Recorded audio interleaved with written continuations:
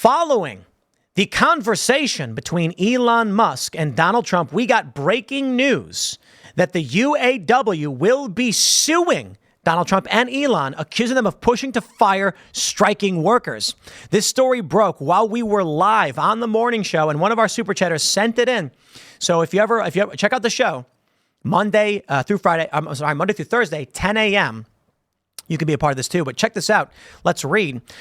They say the United Auto Workers Union has filed complaints against Donald Trump and Elon Musk, alleging the two advocated for firing striking workers. So what? The former president and the owner of X held a conversation on Musk's platform. This we know. At one point, Trump and Musk were talking about workers who go on strike for better wages. Trump said, if workers go on strike and you say that's okay, you're all gone, so everyone is gone. Under federal law, a company cannot fire its employees if they are on strike, but you don't got to pay them. So there you go. The unfair labor practices charged were filed with the National Labor Relations Board. The UAW said Tuesday, just hours after the discussion, more than 1 million people tuned into the session. Quote, when we say Donald Trump is a scab, this is what we mean. When we say Trump stands against everything our union stands for, this is what we mean, said UAW President Shawn Fain in a news release. Musk himself has been outspoken against unions, criticizing them for creating inequality among employees. Tesla, which is also owned by Musk, is the only auto manufacturer in the U.S. whose workers are not unionized. Bravo, Tesla. Shout out to the workers. While multiple efforts to unionize employees at the company have been made, none have been successful. However, the company has been sued for implementing company policies that prevent workers from unionizing. In filing complaint with Musk and Trump, UAW leadership is escalating its criticism of both men. President Fain has publicly criticized both in recent appearances, including at a Democratic rally attended by Kamala Harris and Tim Walz last week. Let me tell you my thoughts. We have this press release here, which we'll read from UAW directly, filing labor charges against Donald Trump and Elon Musk for attempting to intimidate and threaten their workers. Let me tell you, my friends, I don't care if someone unionizes. I really don't care. If you want to do it, go through the process, do it. It doesn't mean anything to me at all, right? What I don't like about unions is that they don't do what unions are supposed to do. Collective bargaining is incredible. Employees getting together and saying, hey, guys, we should all go on strike unless the company meets our demands. I think that is awesome.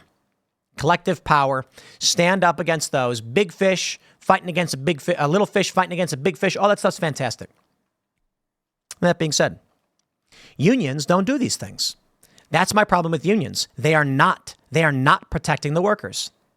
I have been in 2 different unions, and one was basically meaningless. I worked at a grocery store, was in a union, and they made me join the union. I made something like $40 a day. So paying union dues when I was 18, trying to make money, I'm like, this is insane. How am I supposed to? I'm working every day. Terrible job, stupid job, treated like garbage, and I had to be in the union. Then I got a job I was a part of the transport workers union when I worked for O'Hare, and they did nothing. They did nothing for me. Because of the union, I was unable to actually advance and try and make a career for myself. So when I was always on time, was never late, passed probation, I got a promotion to be an acting crew chief. It's the step before a full crew chief. So the way it works is you're a ramp agent. You load the bags. You're loading about 5 planes per day. We were working for a regional airline, which are regional jets, Embraers, and CRJs. So about 5 per day, sometimes 4. Not the hardest job in the world. You sit around for about an hour. Your plane comes in. You go work. You wait for 20 or 30 minutes while the plane starts boarding, and then you load the plane back up. Well, I did my job great. Always got everything done. And I said, I am doing a way better job. A lot of these people have complaints. They're lazy. They're burning bags when bags aren't getting, when a bag isn't properly loaded on the plane and the plane leaves and the bag's left behind. It's called the burn bag. I never had those problems. And I said, I think I deserve a raise. I go to the supervisor and I ask him, I was like, if I'm doing really well and I'm like working as hard as I can, like what can I do to get a raise? And he goes, talk to the rep. And I was like, okay. So I go to the union rep and I say, what do I do to get a raise? Contract negotiations aren't till next year. And I'm like, no. Like, I want a raise. I want more money. Everyone else is kind of just like going through the motions, but I'm trying to work really hard to get ahead. And they go, that's just not how it works. in this union, I can't speak for all of them, that's not how it works. Contract negotiations happen, and they will determine whether or not you are allowed to get ahead collectively. And then I'm like, wait, hold on. So I'm busted. So I have no reason to bust my ass. Okay, all right, I'm going to play video games. Well, 6 months in, before I even got out of probation for the company, they offered up a promotions test, which I was allowed to take. My brother and I both passed. Pretty easy. Tons of other employees couldn't do it. We thought it was easy. Maybe we were overqualified. Instantly, this instantly gave us a promotion, what's called acting crew chief, which I think gave us an extra $1 per hour. What this meant was, as an acting crew chief, if a crew chief, they run a zone room, so they have 10 to 15 people underneath them. If any of them called off or wanted to give away a work day, we were allowed to accept it. But we weren't actually crew chiefs, meaning every year, I think it was every year, they would allow people to pick their positions as a ramp agent. There's de-icing. That was fun. You get up in a cherry picker. It's a blizzard in Chicago, and you're blasting the planes with de-icing fluid, and you're drenched. It's kind of gross, but it's fun. And people like de-icing because it didn't snow all that often, so you sat around all day doing nothing until it was time to leave. That was a good position, all based on seniority. If you were there for a long time, you got to choose the best job. Well, here's how it works. As an acting crew chief, the job comes up, and they say, we have 12 crew chief positions available and 30 crew chiefs. By seniority, the acting crew chief's never going to get that. So maybe after 10 years of working there, I might actually get to be a full crew chief consistently. De-icing, would be fun. Couldn't get ahead. Nobody wanted to work hard. So I am not a fan, right? That's my personal. So I'm not a fan of how these unions operate. That being said, I actually don't care. Trump saying to fire them if they're on strike, I think you don't need to do that. I think it's stupid that you can't fire people if they're not working, but you don't got to pay them. While they're not working, you hire somebody else. And then they say, oh, you're a scab for doing that. I don't care. That's ridiculous. Anybody who wants to do the job is allowed to do the job. Welcome to the marketplace. I certainly think it's a problem that someone might try to undercut collective bargaining or whatever. But if you've got people who disagree with you, that's called democracy. If you work at there was some strike in Chicago at a hotel that was going on for decades, and the company just said, go strike, bye. And 20 years later, they were still on strike. And they're like, you're never going to win because other people don't agree. You go on strike and say, I deserve these things. Okay. So we'll hire people to do your job while you're striking. You do whatever you want, and you can come back as soon as, whatever. And then you never do because those other people are willing to work for the same conditions, and they're grateful. Welcome to the marketplace. They say this. After significant technical delays on X, formerly Twitter, Trump and Musk had a rambling, disorganized conversation. That's silly. In which they advocated for the illegal firing of striking workers. I mean, I look at what you do, Trump told Musk. You walk and you say, you want to quit? Then go on strike. I won't mention the name of the company, but they go on strike and you say, that's okay, you're all gone. You're all gone. So every one of you is gone. Under federal law, workers cannot be fired for going on strike, and threatening to do so is illegal. Who did Trump threaten? Trump didn't threaten any of his employees.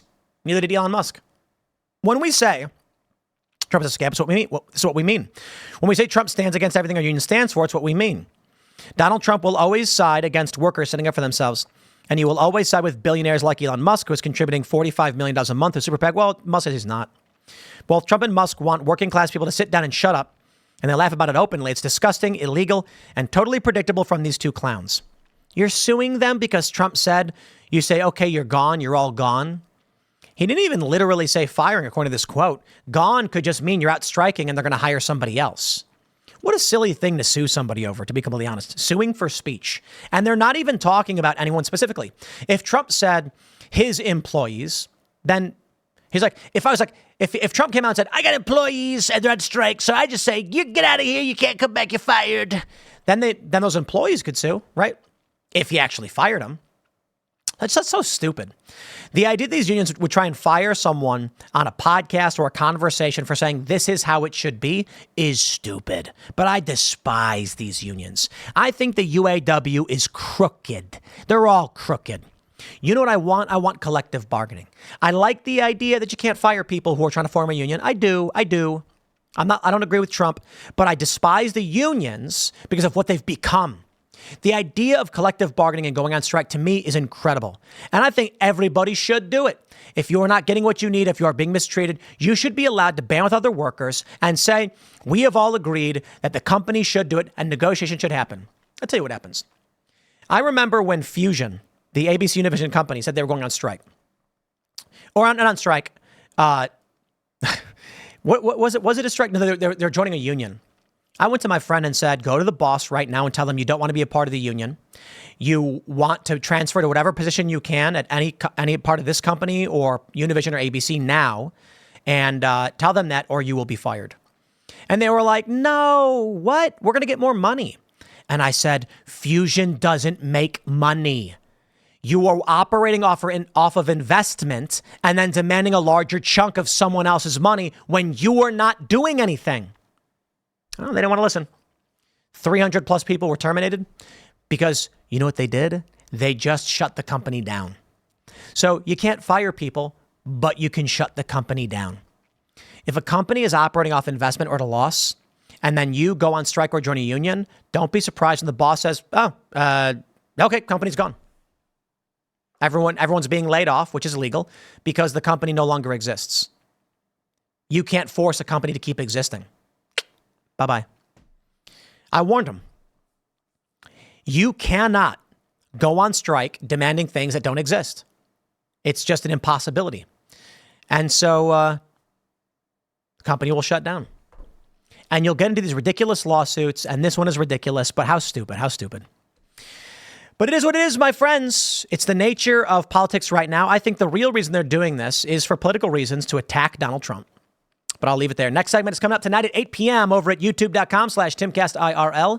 We will see you all there. Smash the like button, subscribe to this channel, share the show with your friends. And I will also say, follow me on X and Instagram at Timcast. And for those that are still watching live, we'll grab a couple super chats before we sign off. But the rest, we'll see at 8 p.m.